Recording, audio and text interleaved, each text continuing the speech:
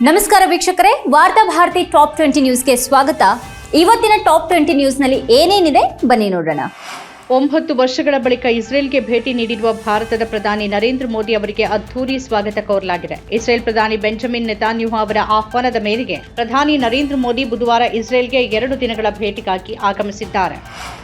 ಎಲ್ಲಾ ಜಿಲ್ಲೆಗಳಲ್ಲಿ ಭೂಮಿ ಪೂಜೆ ನೆಪದಲ್ಲಿ ಗುತ್ತಿಗೆದಾರರ ಮೇಲೆ ಪರ್ಸೆಂಟೇಜ್ ವಿಚಾರವಾಗಿ ದೌರ್ಜನ್ಯ ಎಸಗುವ ಶಾಸಕರು 3 ಪಕ್ಷಗಳಲ್ಲಿದ್ದು, ಅವರ ಹೆಸರನ್ನ ಮುಖ್ಯಮಂತ್ರಿ ಕೇಳಿದ್ರೆ ಬಹಿರಂಗಪಡಿಸುತ್ತೇವೆ ಎಂದ ರಾಜ್ಯ ಗುತ್ತಿಗೆದಾರರ ಸಂಘದ ಅಧ್ಯಕ್ಷ ಆರ್ ಮಂಜುನಾಥ್.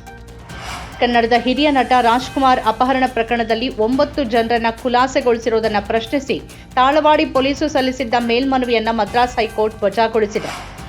ಪಶ್ಚಿಮ ಬಂಗಾಳದಲ್ಲಿ ಮತದಾರರ ಪಟ್ಟಿಯ ವಿಶೇಷ ಸಮಗ್ರ ಪರಿಷ್ಕರಣೆಯ ವೇಳೆ ಗುರುತಿನ ಚೀಟಿಗಾಗಿ 10ನೇ ತರಗತಿ ಪರೀಕ್ಷೆಯ ಪ್ರವೇಶ ಪತ್ರ ಹಾಗೂ ತೇರ್ಗಡೆ ಪ್ರಮಾಣ ಪತ್ರವನ್ನು ಪೂರಕ ದಾಖಲೆಯಾಗಿ ಸಲ್ಲಿಸಬಹುದು ಅಂತ ಸುಪ್ರೀಂ ಕೋರ್ಟ್ ತಿಳಿಸಿದೆ. ದೇಶದ ಭದ್ರತಾ ಸಂಸ್ಥೆಗಳಿಗೆ ಮಾಹಿತಿ ನೀಡದೆ ಕಾಂಗ್ರೆಸ್ ನಾಯಕ ರಾಹುಲ್ ಗಾಂಧಿ ವಿದೇಶ ಪ್ರವಾಸ ಕೈಗೊಳ್ಳುತ್ತಿದ್ದಾರೆ ಅಂತ ಬಿಜೆಪಿ ರಾಷ್ಟ್ರೀಯ ಅಧ್ಯಕ್ಷ ನಿತಿನ್ ನವೀನ್ ಬುಧವಾರ ಆರೋಪಿಸಿದ್ದಾರೆ. ಲಂಚ ಪ್ರಕರಣದಲ್ಲಿ ಬಂಧಿಸಲಾಗಿದ್ದ ಒಡಿಶಾ ಗಣಿ ಇಲಾಖೆ ಅಧಿಕಾರಿಯ ಮನೆಗಳಲ್ಲಿ 4.27 ಕೋಟಿ ರೂಪಾಯಿ ನಗದನ್ನು ವಶಪಡಿಸಿಕೊಳ್ಳಲಾಗಿದೆ. ನೋಟಿನ ಕಂತೆಗಳನ್ನು ಟ್ರಾಲಿ ಬ್ಯಾಗ್ಗಳಲ್ಲಿ ತುಂಬಿಸಿಡಲಾಗಿತ್ತು ಅಂತ ಅಧಿಕಾರಿಗಳು ತಿಳಿಸಿದ್ದಾರೆ. ಗಾಜಾ ನರಮೇಧದ ಬಗ್ಗೆ ಮಾತಾಡುವ ಕಾಂಗ್ರೆಸ್ ಸಂಸದೆ ಪ್ರಿಯಾಂಕಾ ಗಾಂಧಿ ವಾದ್ರಾ ಅಕ್ಟೋಬರ್ 7ರಂದು ಇಸ್ರೇಲ್ನಲ್ಲಿ ನಡೆದ ದಾಳಿಯ ಕುರಿತು ಜಾಣ ಮರೆವು ಪ್ರದರ್ಶಿಸುತ್ತಿದ್ದಾರೆ ಅಂತ ಬಿಜೆಪಿ ಆರೋಪಿಸಿದೆ. ಪ್ರಿಯಾಂಕಾ ಗಾಂಧಿ ಅವರನ್ನ ಭಾರತದ ರಾಜಕೀಯದ ಮಹಿಳಾ ಗಜನಿ ಅಂತ ಕರೆದಿದೆ. ಕಾಂಗ್ರೆಸ್ ಪಕ್ಷ ಮತ್ತು ಅದರ ನಾಯಕ ರಾಹುಲ್ ಗಾಂಧಿ ಅವರು ದೇಶದ ಅಭಿವೃದ್ಧಿಗೆ ಅಡ್ಡಿಪಡಿಸುವ ಕೆಟ್ಟ ರಾಜಕೀಯದಲ್ಲಿ ತೊಡಗಿದ್ದಾರೆ. ಅವರು ದೇಶ ವಿರೋಧಿ ಶಕ್ತಿಗಳ ಕೈಗೊಂಬೆಯಾಗಿದ್ದಾರೆ ಅಂದ ಕೇಂದ್ರ ಸಚಿವ ಪಿಯೂಷ್ ಗೋಯಲ್. ಲೈಂಗಿಕ ಅಪರಾಧಿ ಜೆಫ್ರಿ ಎಪ್ಸ್ಟೀನ್ ಜೊತೆ ತಾವು ಸಂಬಂಧ ಹೊಂದಿದ್ದರ ಕುರಿತಂತೆ ಮೈಕ್ರೋಸಾಫ್ಟ್ ಸಹ ಸಂಸ್ಥಾಪಕ ಬಿಲ್ ಗೇಟ್ಸ್ ತಮ್ಮ ಒಡೆತನದ ಗೇಟ್ಸ್ ಫೌಂಡೇಶನ್ ಸಿಬ್ಬಂದಿಯ ಕ್ಷಮೆ ಕೋರಿದ್ದಾರೆ ಅಂತ ಮಾಧ್ಯಮ ವರದಿ ಮಾಡಿದೆ. ದ್ವೇಷ ಭಾಷಣಕ್ಕೆ ಸಂಬಂಧಪಟ್ಟಂತೆ ವಿಜಯಪುರದ ಶಾಸಕ ಬಸನಗೌಡ ಪಾಟೀಲ್ ಯತ್ನಾಳ್ ವಿರುದ್ಧ ಪಟ್ಟಣದ ಪೊಲೀಸ್ ಠಾಣೆಯಲ್ಲಿ ಸೋಮವಾರ ಸ್ವಯಂ ಪ್ರೇರಿತ ಪ್ರಕರಣ ದಾಖಲಾಗಿದೆ.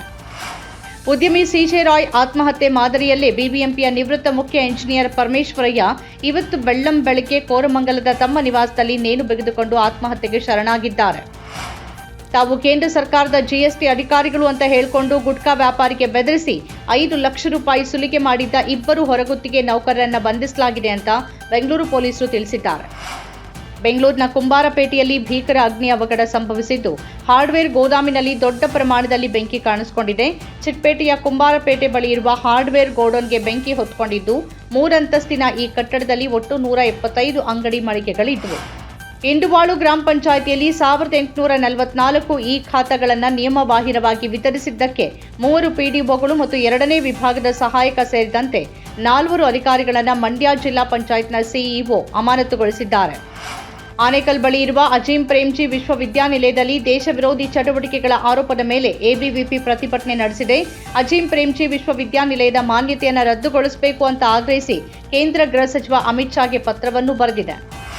ಜಾರ್ಖಂಡ್ನ ಮಾಜಿ ಮುಖ್ಯಮಂತ್ರಿ ಚಂಪೈ ಸೋರೆನ್ ಅವರ ಮೊಮ್ಮಗ ಮತ್ತು ಬಾಬುಲಾಲ್ ಸೋರೆನ್ ಅವರ ಪುತ್ರ ವೀರ್ ಸೋರೆನ್ ಅವರು ಮಂಗಳವಾರ ಮನಾಲಿ ಹೋಟೆಲ್ನಲ್ಲಿ ಶವವಾಗಿ ಪತ್ತೆಯಾಗಿದ್ದಾರೆ. ದೀರ್ಘಕಾಲದ ವಯೋಸಹಜ ಕಾಯಿಲೆಗಳಿಂದ ಬಳಲ್ತಾ ಇದ್ದ ಭಾರತೀಯ ಕಮ್ಯುನಿಸ್ಟ್ ಪಕ್ಷದ ಹಿರಿಯ ನಾಯಕ ಆರ್ ನಲ್ಲಕಣ್ಣು ಅವರು ಬುಧವಾರ ಚೆನ್ನೈನ ರಾಜೀವ್ ಗಾಂಧಿ ಸರ್ಕಾರಿ ಜನರಲ್ ಆಸ್ಪತ್ರೆಯಲ್ಲಿ ನಿಧನರಾಗಿದ್ದಾರೆ. ಅವರಿಗೆ 101 ವರ್ಷ ವಯಸ್ಸಾಗಿತ್ತು. ಹಮ್ದರ್ದ್ ಲ್ಯಾಬೊರೇಟರೀಸ್ನ ಜನಪ್ರಿಯ ಪಾನೀಯ ಶರ್ಬತ್ ರೂಹ್ ಅಫ್ಜಾವನ್ನ ಉತ್ತರ ಪ್ರದೇಶ ಮೌಲ್ಯವರ್ಧಿತ ತೆರಿಗೆ ಕಾಯ್ದೆ 2008ರ ಅಡಿಯಲ್ಲಿ ಹಣ್ಣಿನ ಪಾನೀಯ ಅಥವಾ ಸಂಸ್ಕರಿಸಿದ ಹಣ್ಣಿನ ಉತ್ಪನ್ನ ಅಂತ ವರ್ಗೀಕರಿಸಬಹುದಾಗಿದೆ ಅಂತ ಸುಪ್ರೀಂ ಕೋರ್ಟ್ ಬುಧವಾರ ಮಹತ್ವದ ತೀರ್ಪು ನೀಡಿದೆ. ಇಡೀ ಕರ್ನಾಟಕ ರಾಜ್ಯ ಇಂದು ಅರಾಜಕತೆಯಲ್ಲಿದೆ. ಕಾಂಗ್ರೆಸ್ ಸರ್ಕಾರದ 6ನೇ ಗ್ಯಾರಂಟಿ ಅರಾಜಕತೆ ಗ್ಯಾರಂಟಿ ಅಂತ ವಿಪಕ್ಷ ನಾಯಕ ಆರ್ ಅಶೋಕ್ ಟೀಕಿಸಿದ್ದಾರೆ.